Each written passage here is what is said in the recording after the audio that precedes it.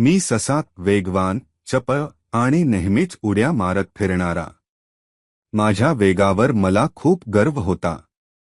गावातील सगळे प्राणी मला वेगासाठी ओळखत. एका दिवशी मी कासवाला पाहिलं. तो किती हळूहळू चालत होता. मला हसू आलं. मी त्याला चिडवत म्हणालो, "अरे कासवा, तुझ्या या गतीने तू कधीच कुणाला हरवू शकणार नाहीस." तो शांतपणे म्हणाला, "ठीक आहे, आपण शर्यत करूया." मला वाटलं ही तर माझ्यासाठी खेळण्यासारखी गोष्ट आहे. शर्यतीचा दिवस आला. मी धावत सुटलो आणि पटकन खूप पुढे गेलो. मागे वळून पाहिलं तर कासव खूपच मागे होतं.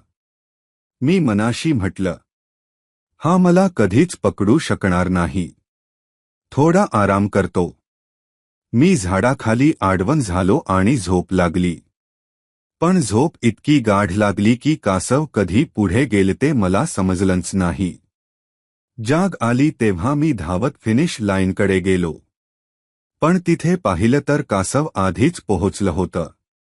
मला खूप लाज वाटली. त्या दिवशी मला उमगलं. गर्व आणि निष्काळजीपणामुळे हार मिळते, तर चिकाटीने चालणाऱ्याचा नेहमी विजय होतो.